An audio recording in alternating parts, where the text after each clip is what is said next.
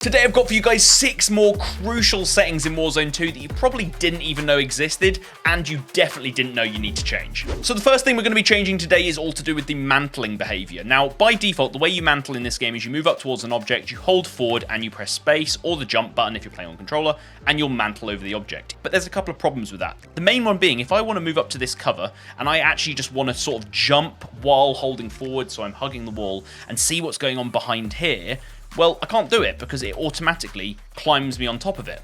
The other situation you can be in is where you're fighting in an area next to some low cover and maybe an enemy comes around here and you want to jump to sort of, break their angle, make it so it's hard for them to shoot you. And instead what happens is you end up doing this little mantle. Now, that's going to throw off your aim. It's going to be a lot harder to get back on target and you'll probably lose the fight. So what we're going to be changing is a setting called Grounded Mantle. Okay, so search for Grounded Mantle, and we're going to turn off Grounded Mantle. What this now allows me to do is I can move towards this wall, and if I just tap my jump button while moving towards it, you'll see I don't automatically mantle. So I can move towards this, I can jump, I can spot someone, come out, challenge them. That gives me another option in fights to get an advantage. And in a similar situation, if we're fighting around these low walls now and I jump, instead of doing any kind of automatic mantling, I actually just jump on top of the thing and I don't lose any of my aim. I don't do that little animation. If you want to mantle, you just have to press the jump button again. So move towards this, jump, press space again. You see that? If I want to go over a wall, it's jump, space, and I'm up. So it's an extra input, but it gives you far more control over your movement and hopefully means you can play out a load of situations a lot better. Next up, we've got a slight change to one of the things I recommended in my last settings you need to change video.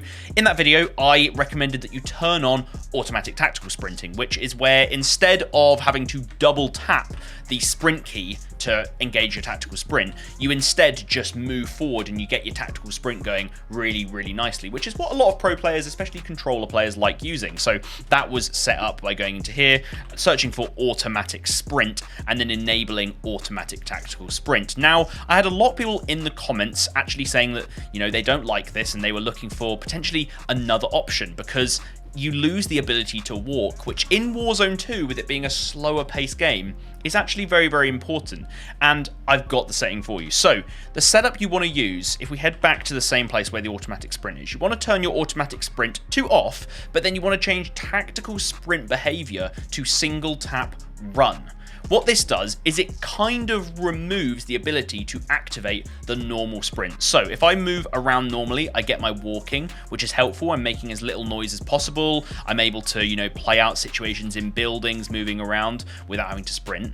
But as soon as I tap the sprint button, we're straight into tactical sprint. You see? And when the tactical sprint runs out, I go back to normal sprint. A little tip here, if you run out of tactical sprint when you're running, all you need to do is melee and you'll instantly get your tactical sprint back. And by having all of these settings set up, you basically just continue with your tactical sprint with little to no downtime. So I'll show you what I mean. So if we start running forward, eventually the tactical sprint will run out, and as soon as it does it, we melee and the tactical sprint resets for a little bit, and we just need to keep chaining those together, and we're getting basically the quickest movement across the map that you can get. But unlike with auto tac sprint, I can stop and then I'm back to my sort of slow play style, clearing through buildings. You get the best of both worlds, so that's what I'd recommend you run now. Now, this next settings change might completely fix all of your aiming problems you've been having in Warzone 2.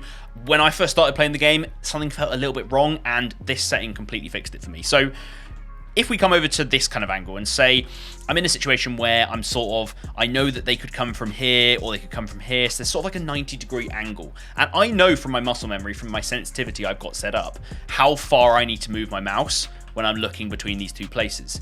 But as soon as I ADS, my sensitivity drops by default a lot. So if I now need to turn really quickly, I have to sort of just flick and then readjust, and target acquisition is just too difficult. The way we're going to fix this is by changing a little setting in the keyboard and mouse area called ADS sensitivity type. By default, this is set to relative, where it's saying that your rotation speed is adjusted to travel a specific monitor distance. This might feel okay for some people, but for a lot of more seasoned PC players playing older FPSs, you'll find that legacy MW works amazingly. What this does, by leaving this legacy MW and having your ADS sensitivity multiplier at 1, is you get a 1-to-1 distance you have to move your mouse to turn the same distance in game, whether you're ADS'd or not ADS'd. So if I sit here, and I sit along this line, and I'm looking down here, and I move my mouse about a 90-degree turn, and then I ADS, and I move back to the same point, I've moved my mouse the same distance, going there and then coming back. And so I have that muscle memory all the time to know how many degrees I'm turning and sort of how I need to find my target, how I can get that target acquisition. I'd 100% recommend everyone goes away and tries this out. If it feels a little bit too quick, which it does for some people, I would recommend try out an ADS sensitivity multiplier with the legacy MW set to 0.85. And this should feel pretty nice where it's almost 1-to-1, but you just get that little bit extra control when you're zoomed in. This has completely helped me out with aim. You need to try it out. Next up, we're going to be fixing the pings in Warzone 2, specifically the fact that you really can't see them. By default, out of the box, they are just this white triangle. I'm talking about the normal pings, not when you ping, you know, the contracts or anything. Just when you ping on the floor, and it's this white triangle, and honestly, if the distance wasn't on there, that would blend in so easily for me. So we're going to change the color of them, and I'm going to show you how you do it. So go to your settings, go to interface, go to color customization, and the color we're going to change is the neutral color. If you play multiplayer, this will have an effect on things like neutral flags, neutral objectives, but deal with it basically because it's needed for Warzone. The color I'd recommend that doesn't clash with anything else already on your interface is going to be this kind of pink color.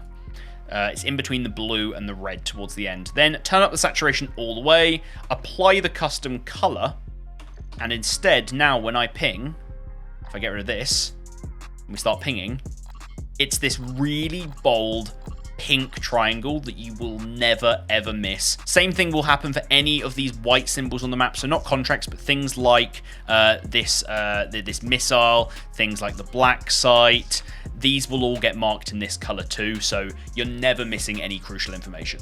Now, this next setting change is basically one that every professional Warzone streamer uses right in front of your eyes while you're watching them, and you probably didn't even really realize anything had changed. In fact, I've been using it this whole video, from start to finish, in every single clip, and you might not have really realized what it is. It's all to do with your HUD. Your HUD is all the important information you need in a game. You've got your minimap, you've got your gun, your ammo, how much equipment you have. You'll have your health in the bottom left in Warzone. Obviously, this is in a multiplayer game, but all the important stuff you need access to at any time. Your compass as well, very, very important. And this is all going to be in relation to your HUD bounds. So you've got vertical and horizontal heads-up display bounds. By default, these are set to 100, which means all of the information is spread as much out as it can be over your screen, which means your eyes have to move a lot further to get access to the information, and you're taking your eyes off of the most important thing, which is straight ahead. What's in front of you? Where are the enemies? So, to help us out with this, and you might not think this makes much difference, but it definitely does. There's a reason that professional COD players have been doing this in every game for years. Turn both of these HUD bounds down to 0, and it just tightens in your HUD to make it so that you really don't need to look too far and you don't end up with any blind spots. Just go do it, try it out. If you don't like it, you can turn it off, but then you'll be missing out on important info. The last setting today that you didn't know you need to change is a very small one, I will admit. It's a very small little change, but it fixes a problem, a bugbear of mine, that is also a bugbear of many other people who have played this game, and it's all to do with stuns and flashes, okay? Just listen. That ear-ringing sound that it makes in-game is not only annoying and horrible to listen to every time you get flashed or stunned, but it also actually adds another layer of audio that covers up you hearing potential useful sounds in-game. You know, especially if you're getting flashed and then an enemy's running in, you need to be hearing as much as possible. Luckily, you can just turn this off. It's very nice they've enabled us to do this. Just go to audio, go right to the bottom and find reduce tinnitus sound. Tinnitus, if you guys didn't realize, is the actual scientific name for the ear ringing you get from, you know, a loud bang going off or even just listening to music really loud. Just turn this setting on and that sound completely goes. So I'll just kill myself so I can get myself another stun, and then just listen to this now. Ear ringing, completely gone. Instead, you just get sort of a murky, low volume sound. Here's also what flashes sound like when you turn this setting on. So once again, you get that sort of murky sound, but nothing as annoying or apparent as the ear-ringing, horrible sound. Just go change the setting right now and save your ears a lot of agony. Now, continuing on the topic of audio, specifically enemy footsteps, hearing where enemies are around you, which is really difficult in Warzone 2, I've actually found some secret methods within the in-game settings and your Windows settings that completely fix Warzone 2's terrible out-of-the-box audio. So go watch that one next.